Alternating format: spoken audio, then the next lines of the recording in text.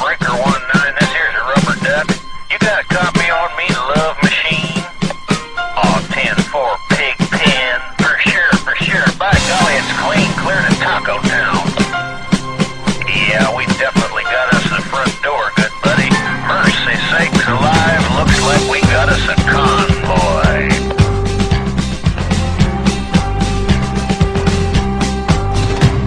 Arizona, noon on the 7th of June when they highballed over the pass. Bulldog Mac with a cannon back and a Jaguar hauling ass. He's 10 on the floor, stroking bores, seat covers.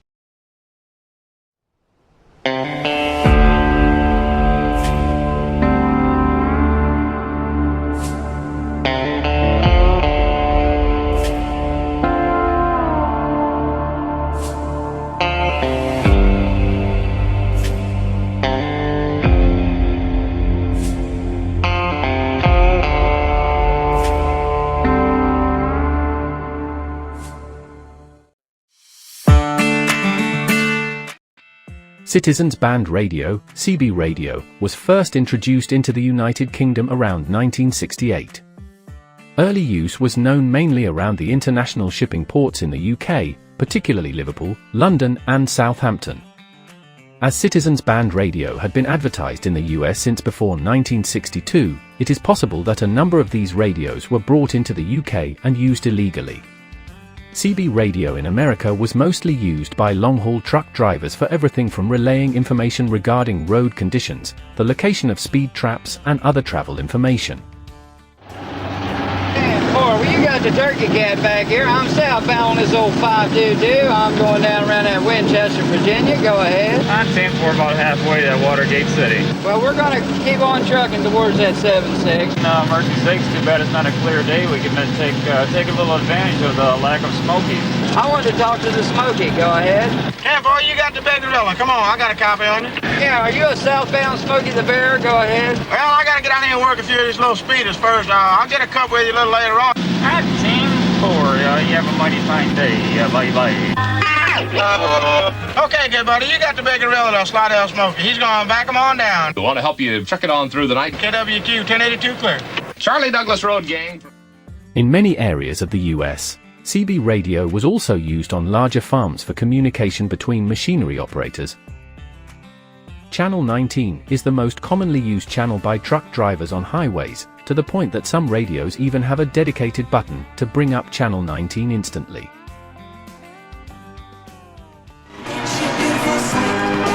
In the period 1976 to 1978, CB radio in Britain was much popularized by novelty hit songs and their use in the American films Smokey and the Bandit in 1977 and Convoy in 1978. After Convoy was released in the UK, it opened a flood tide of people of all ages purchasing CB radios, and the craze took off.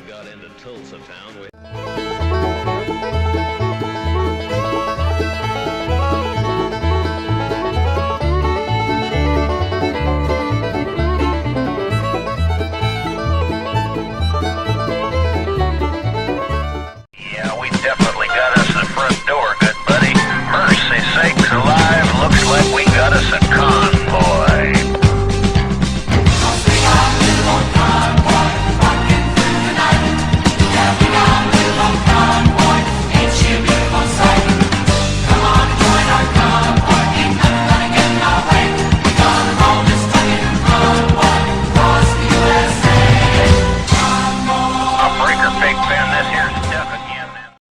The usage of illegal CB radio peaked in 1980. One company in London sold about 10,000 aerials a week, approximately £250,000 a month. It was very big business. Companies in Britain sold US equipment quite openly. Equipment was readily available in car accessory shops. During this time, a great many CB clubs emerged in the UK and they became centres of protest in the march towards legalisation. Some say this was the best period of CB radio in the UK. On the 2nd of November, 1981, the use of the CB radio was finally legalised in the UK. The new UK system was on the higher end of the 27 MHz band and on the FM mode, not AM like the American radios in the UK up till now. At first many people refused to convert to the new legal CB system, but eventually, the popularity of the FM mode won the day, and the AM mode all but died. A license was also now required, and the take-up was rapid, but after the first year or two, many people just didn't bother buying a license again. You could be prosecuted and your equipment confiscated by the telecoms company known locally as Busby's for not having a £10 license. The take-up and use of CB spread rapidly after legalization by people of all ages, men and women alike. Welcome to the Charlie Alpha Tango DX International Group.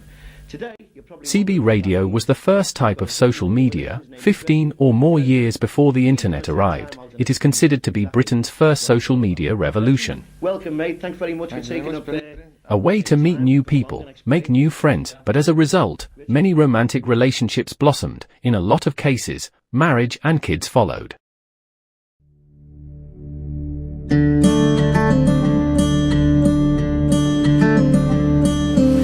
I started in October '79 with my dad coming home of a weekend, bringing this radio, sharp big window, home every Friday night, and he'd say, "Here, son, get in the truck and have a go." And I was hooked instantly, and I used to get a cob on with him by when he used to take it back off me on a Sunday to go back in his truck.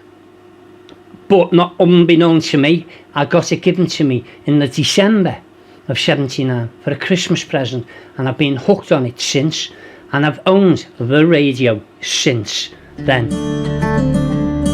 Yeah, well, I started off in Manchester in November, December, or thereabouts, in Hume in Manchester, and I was living with my mum and my stepfather. Anyway, they were on holiday. I was about 19, something like that. So I was there, and there was a CB there. My mum was on the CB, and my stepdad and that, and I was curious more than anything, and switched it on the way you went. And I got to know a few people in Manchester, had a great time up there. Bought myself a CB, come back to Liverpool January 1983, and I just continued from then. And I was off and on a few times, but mainly on over that 40 odd years, you know. That's how I started. Lionised against the CB. I moved from, I finished up with my girlfriend in Kirby, and I went to live in Anfield, and I got a flat in Anfield, and a couple of guys were talking to me and they asked me about going on CB radio, which I never knew nothing about. And the house I was living in, board and lodgings, they had a silver rod on the roof. Their son had been on the rig years ago, and he said, "Well, silver rod on the roof there, you know, you can need a rig and a power pack. They'll get you the power pack and the rig." So he got me a Am International, paid £30 for it. Someone gave me a power pack, and I went on the rig, and I met loads of people. Well, I spoke to loads of people. Then I started meeting people, and I had the car, so I used to go Mike's Sierra Barber Club. That was a club and a half. You know what I mean? That was a club and a half. Well, why is my neighbour had one, so I thought, yeah, I'll have one, and then I got one, a Havard. So when I first started off, it was on the 49 megahertz walkie-talkies. Me and my brother had them, and we used to mess about with them, and my uncle had some as well, but he was on the AM at the time, approximately around 1978. And we had these walkie-talkies, and he was winding us up and brought us into his house, and he showed me this AM CB, and that was the first CB I saw. So it was the Midland AM CB, and all these voices coming out of it, and I'm like, it were all these people, and they're all local people, because it was absolutely shocking in them days, wasn't it? Every town you went on, there was someone there, and as I say, I just thought, wow, that's magic, that. And then they show you these magazines with big rigs on and CBs and that, and you're thinking, oh yeah, I'm having some of that. You know what I mean? I'm 11, 12 years of age and someone shows you that. What are you going to say? It's an amazing thing, isn't it? In the early days, UK CB radio was initially used in cars and really popular with truckers and taxi drivers as a mobile setup. People could chat, meet up and go in small groups or in a convoy. It gradually made its way into people's houses as a base station where most of the younger users in the UK operated from. Mostly their bedrooms. Adults would always seem to set up in the living or dining room. The common CB radio setup in most houses was a mobile radio. Gradually home base sets were made. Many different types and styles were produced for the UK market. A power pack was also required. That reduced the voltage from 240 volts from your house electric supply down to 13.8 volts that goes to the CB. From the late 1970s to legalization and for a few years after, the more younger users only had a DV27 on an upturned biscuit tin. But gradually bigger, better and more affordable antennas were made, and most converted to an outside aerial, if their parents allowed it to be erected.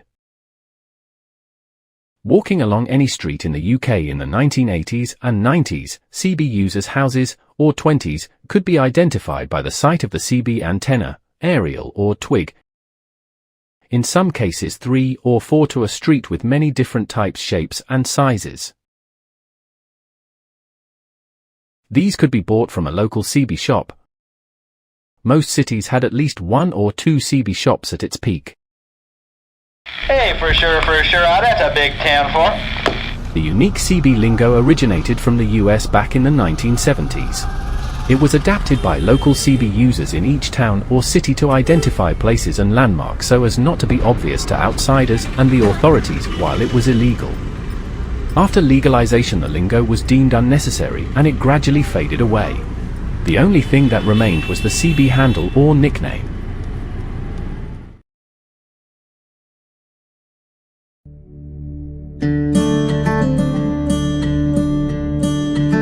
Yeah, the reason I picked cameraman, I was into like television and video production, and I was trying to myself as being a bit of a cameraman, you know, which I ended up doing for real. So it's always been cameraman right the way through from 1982 right through to present day. My handle was Max 1 because I couldn't think. Everyone said you got to have an handle, and I thought, bloody hell, what am I going to call myself? And lucky enough, on the where the teapot wasn't it wasn't the sugar, there was a jar of Max without coffee. So I thought Max 1, and I thought that's what I'll go with, and then that's why I took Max 1. My handle was Naughty Nun, for reasons being that I went to a nunnery school. I wanted to use the toilet and the nun went, oh, you've just been into playground, you should have used the toilet, etc, etc. No, you can't. I said, well, I'll wee myself. Well, you wee yourself. So I did, and then she came at me and I went at her hair and I gave her a slap. And I went home and told my mother, and my mother went, oh, here we go, the naughty nun. And that's where the name came from, my mother. It was also on the rig, called Spy in the Camp. Everyone knows Spy in the Camp. My handle was Green Apple. It was picked by a lady friend when I first come on the radio. Because obviously you had to have a handle to be on the radio. Later on in life I changed it to mechanic. That was my job. And that stayed with me for a long time.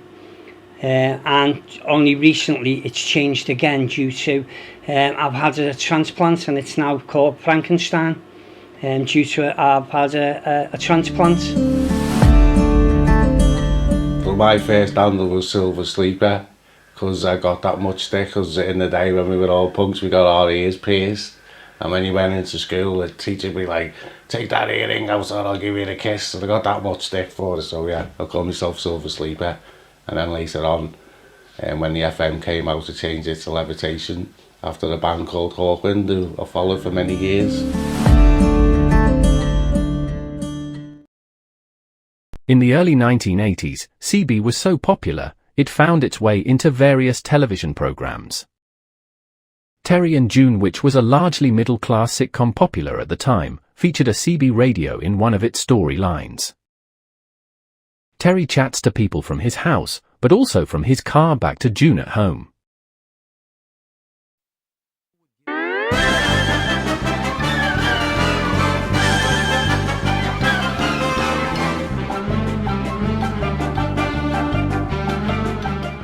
Surprisingly, Mel Blanc, who did the voices to Bugs Bunny, Daffy Duck, and many more in the Looney Tunes cartoons from the 1940s to the 1980s, also used a CB radio.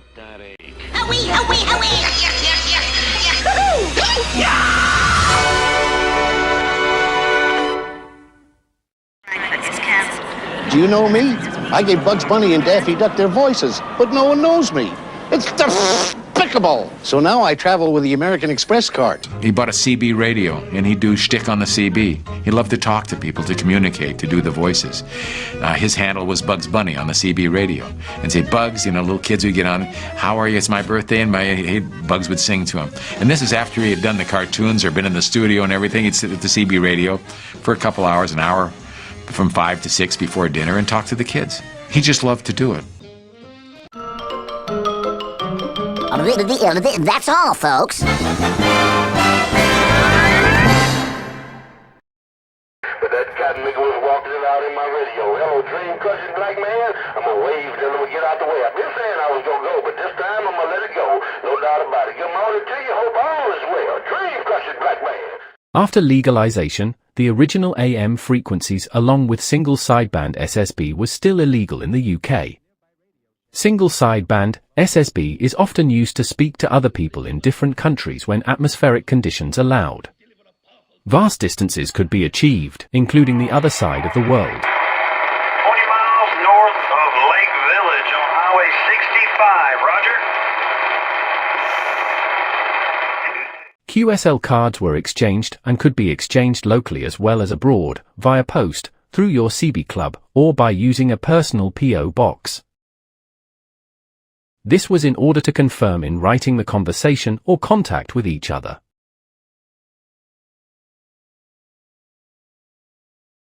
The more QSL cards you had, the more you could brag that you had a good CB setup. Local and international competitions existed, and the proof was how many QSL cards you received and displayed on the wall of your bedroom or shack. If people off the CB met up in person, it was called an eyeball. An eyeball card was sometimes given out to the people you just met, and you usually received one in return, a sort of calling card, very much like a business card. There were some quite plain cards, but some creative and interesting. Most bore the slogan, "You have just eyeballed," followed by the person's handle and name.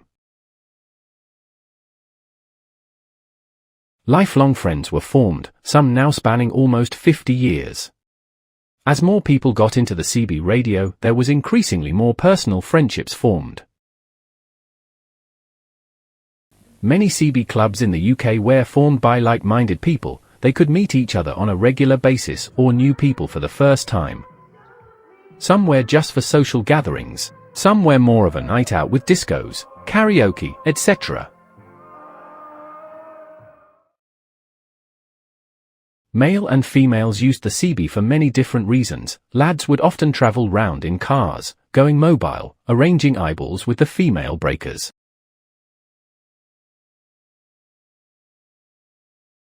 The more radio communication-minded people would be into optimizing their equipment to get longer range contacts. This would involve getting more power out of your CB. A legal CB radio was limited to only 4 watts of power output. The linear amplifier could be put in line to boost your power output. They were also known as boots, wellies, or more coal on the fire, but that made everything illegal. Bigger and better antennas could be acquired and mounted as high as possible in order to hear further afield and be heard. Many friends on the CB. I make a lot of friends on the CB. Round here, where I live now, this is the house where I was on when it first come on, and it was very populated in the CB, so it come like an underground community, if you like. People wouldn't know you were on the CB. You seen these aerials on roofs, but you didn't know what they were. But if you were on the CB, you knew exactly what they were. But yeah, a lot of friends, because it was at our school age as well when the FM first broke, 1981. I was 13, so obviously at that age you're going to have a larger scope of friends, aren't you? And people's parents and uncles were on it and bringing them into it. So yeah, I definitely met a lot of friends on the CB. Yes, I made plenty of friends, but only a handful of true friends really, but lots of friends, and I'm still in touch with a lot of them over the years still. There's still one or two on the radio at the moment. Mention one, Alan Magpie. I used to go to his years ago to have radios repaired, and he's still on today, and that's 40 odd years. I met quite a few friends. One being Peter Scarface, God rest his soul. Davy Watchman, which I'm known him personally, rest his soul. And then most of all is my Karen hippie chick, who's sadly missed and will always be missed. God rest her soul. Yeah, I made loads of friends, thousands, over the 40 odd years, you know. Lifelong friends as well. Unfortunately, quite a few have passed away now. A lot of people, our class of very good friends have gone. And you know, I've still got a few more knocking about, right? But I've been continuing making newer friends as time's gone on, right the way through from like the 80s, right the way through the 90s, the 2000s, right up to a couple of months ago, meeting new people and making new friends. But it's been great.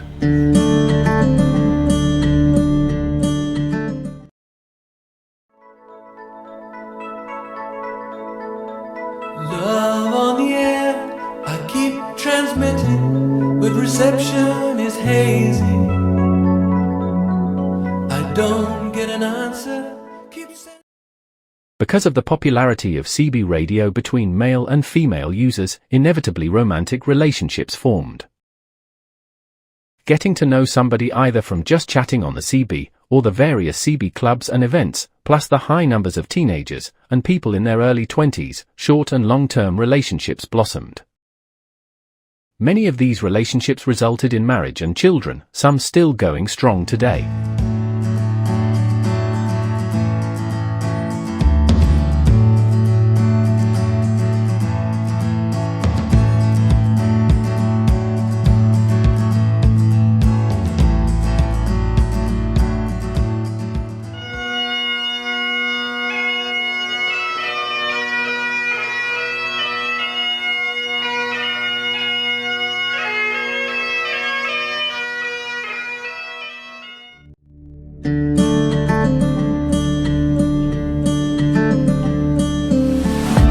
I met my current partner off the CB many years ago, 1985, 16 years of age. But yeah, it was a social thing and there was girls on it, believe it or not. There was girls on it, so you could meet a potential future partner. And I think a lot of people did, because you could get to speak to someone and get to know them before you actually met them, couldn't you? And then you had the eyeball. And if they were bad, you just carried on, didn't you? But hopefully, you know, they were a stunner or they were all right and they thought the same of you. And there you go, a relationship forms, doesn't it? I did, yeah. I spoke to someone for quite some time. His name being Mark Joker. And we later went on to marry. And then ended up in a violent relationship. End of. Yes, I formed an 18-year relationship with Michelle Colacube. Yeah, that was the only love of the CB, and it lasted 18 years. And yeah, I loved every minute of it, to be honest. Why it lasted, you know, things change, like radio. Yeah, we had a couple of girlfriends, met on the CB over the course of time, and then in 1986 I met my partner. We were there for 17 years. Had 2 kids to her, as a direct result of the CB. So yeah, there's, like a lot of us, we all met our partners on the CB back right the way through to now. So yeah.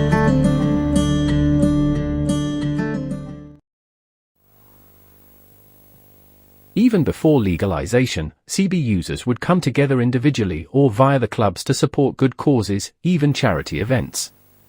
Sometimes clubs from different cities, like Liverpool, Manchester and Sheffield, and even further afield collaborated for good causes. For example, in these video clips, some of the members of the Golf Tango Club from Rochdale walked from Rochdale to Liverpool to raise money for the Lindsay Warburton appeal in 1994. The reception committee of the Charlie Alpha Tango welcomed the walkers with open arms late into the evening with food and drinks and even a karaoke hosted by Beerbelly Billy. The second of the charity events hosted by the Charlie Alpha Tango Club was in collaboration with the staff of Aintree Hospital, raising money from charity auctions and more. This is on behalf of the Lindsay Warburton appeal. Thank you for your kindness in making this successful night. And I would also like to thank everyone here for their support and help, which wouldn't be possible without you. Thank you very much. Great friendships were also formed nationwide between many people and clubs who loved the hobby, but also it seemed like most people wanted to help each on and off the CB. The downturn in CB radio use from the mid to late 1990s could be partly blamed on the uptake of more affordable and practical mobile phones. But not only mobile phones, its fate was ultimately sealed by the introduction of the internet, even in the early dial-up internet days.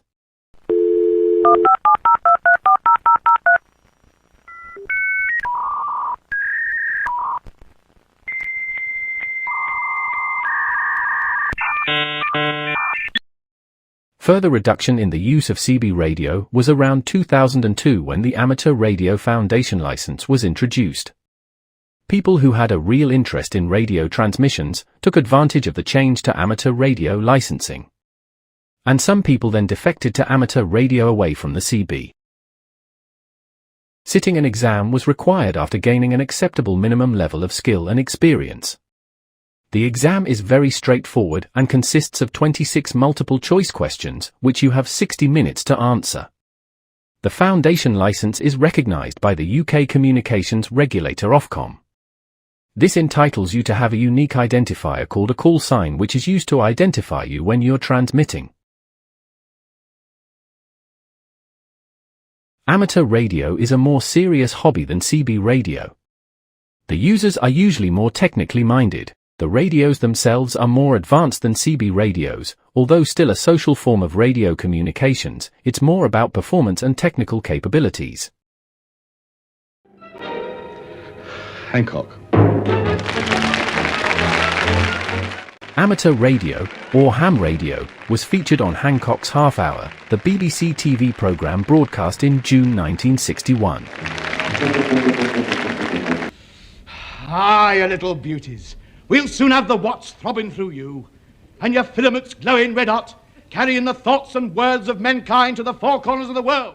Hancock has a go at amateur radio and ends up responding to a mayday call.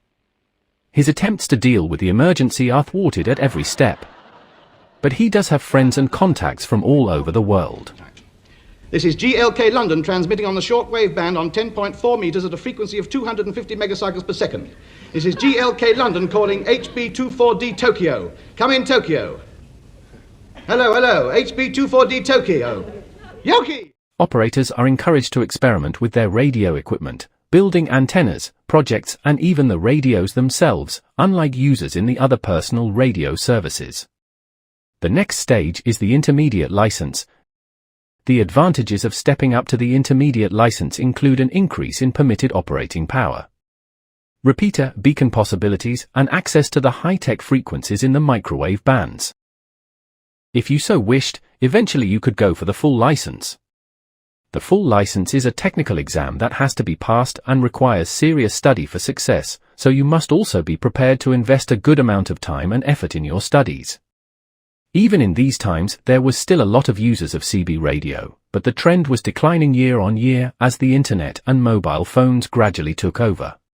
The CB radio finally had its day. Or so it seemed.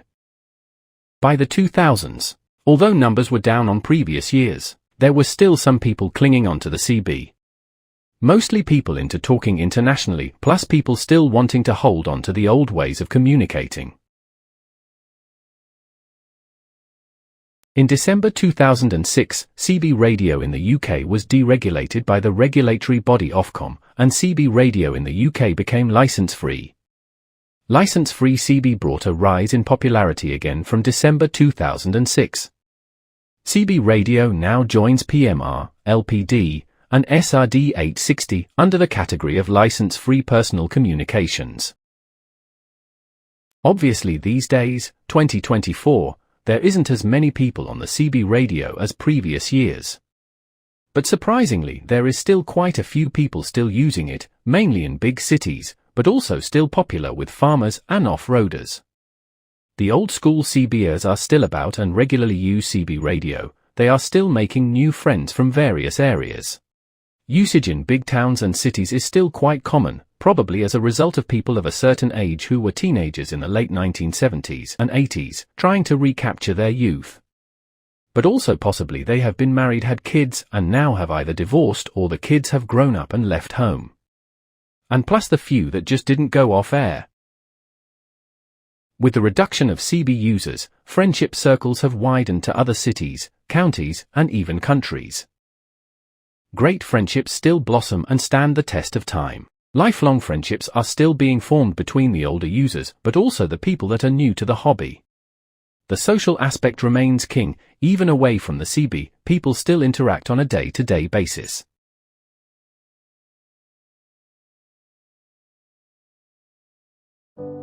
Some of the current CB users have a lot more time on their hands and are mainly in their 50s, 60s and 70s.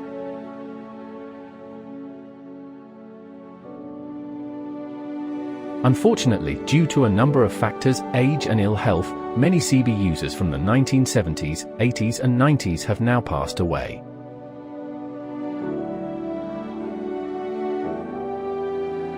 Seen by many as true CB legends, they were also great friends and are greatly missed.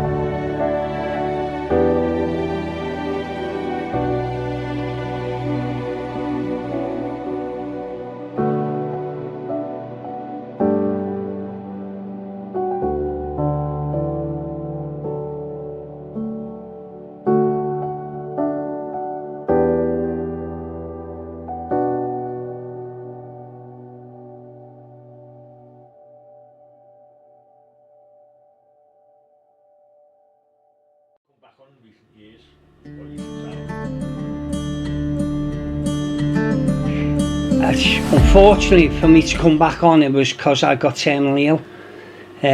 But yeah, that is why I come back to radio. But I love it. It's part of my life now, and it has been for the last 15 years now of my life. And I love every minute of it still today. Even so, it's nowhere near like the 80s and 90s. It's still a lovely hobby to be associated with. personally, when I come back on, it was in just after the lockdown, or during the lockdown, and we were all bored with it. We were all on YouTube, surfing something to look at, and I come across this fella, Fred in the Shed, and here he is with all these nice 6900 CRT radios, and I was just like, wow, look at this with the frequency counter. You know, from the Cobra, when we didn't have the frequency counter, now for 120 quid, you've got this radio and it's got all the bells and whistles on, and my tongue was hanging out, and I just kept on watching this YouTube. And my missus said to me, oh, you're going to get one of them, aren't you? And I was like, no, I'm just looking. And I got one for my birthday. She bought one for my birthday, this 6900 I was lusting after. And she got a Midland. We went on Facebook, and it was like this little group trying to get people back on the air, and this guy turned up with a Midland in an Asda bag and a microphone and went, there you go, because that's how it used to be. If people were struggling to get back on, someone would turn up at your house with a power pack and a radio, and some of them would even put the aerial up as well and get you back on, because it's all inclusive. We want you to come on, we need people there. So yeah, I got the 6900 and my missus got the Midland, and then she's got a Rotel 240, which was a shock to me because I hadn't seen one for 30 years. Gets the Rotel 240, switches it on, I'm like, that's broke, I can't see the needle. Oh, hang on a minute, no, it's me, I've gone blind because it's 30 years since I've last seen a CB, isn't it? But yeah, that was it. But it was Fred in the Shed and lockdown, and I switched the CB on, and I thought, there's not going to be anyone on here. And there was. It was Dave in Morton, Devil's Bayonet, who was the first person I spoke to. And then there was another 2 people on there who haven't gone off from the Whittle. And I was like, that can't be him 30 years later. And sure enough, it was the same guy. And I was just like, that's strange. That it was like being in a time machine or something. You come back and that same person is still talking 30 years later. When you switch it on, they're still there. It's like, whoa, just broke. But it was strange. But yeah, sorry, that was a bit long-winded answer. Yeah, I sort of, we've all had little breaks for 5 years or 2 years there, and come back in recent times really, because, you know, just missing the whole thing of radio, you know, as you can see there. And then the CB obviously was a natural thing. You know, I say a lot of friends I made 10 years ago and still in contact with them now, and you know, it's just a good thing. And I've come back in recent time because there's nothing else doing now. You know, I'm single and stuff, so it's, yeah, so that's just something that you do, isn't it? When I went into the wheelchair, when I was 54, I drove and everything. At 54, my legs played. I knew they were going to go because the hospital told me that. He said it could take 20, 30 years. And then, because I never suffered any side effects, and eventually your legs will go. I knew that. And I went in the wheelchair, and Cheeky Charlie started taking the mickey out of me, calling me this, that, in the wheelchair. And in the end, I just went bing, turned it off, and I left it. Went off 10 years, never bothered with it at all. And then Jed Snowman come down, he said, you look, crap, you need to get back on that rig. Your radio's up, get back on that rig. I went back on, and I haven't been back up since, but I never ever went up.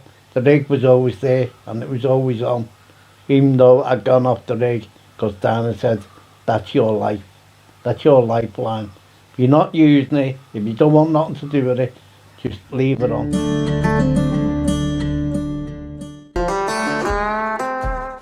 There is also a few people that are new to CB radio in the 2020s.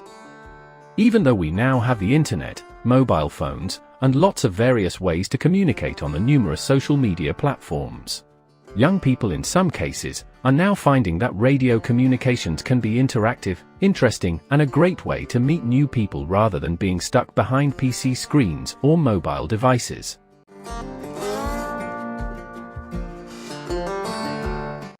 In some areas, the Scouts have youth projects and run special events and weekend trips, and all communication is via radio, whether that be CB radio or supervised ham radio using a club call sign. There is also still a few CB shops dotted around the country where you can still buy radio equipment, new and second-hand, but sales are mostly all online, via company websites and the major online shopping arenas. Some of the CB users who migrated over to the amateur radio over the last 22 years still use the CB radios to keep in touch with old friends who didn't go into the ham radio hobby. Ham radio and CB seem to run well together, catering for all levels of interest in radio communications.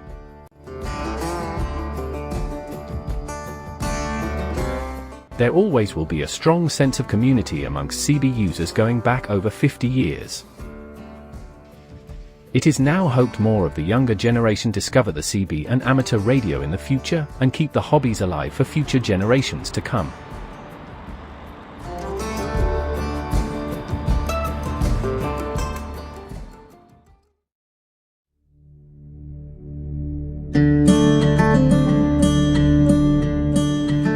Life-changing. Ultimate hobby. Friends and memories. Yeah, it was life-changing for me. Very much so. Best time of my life. Similar to that. Could have met any more better people. I met some fantastic friends.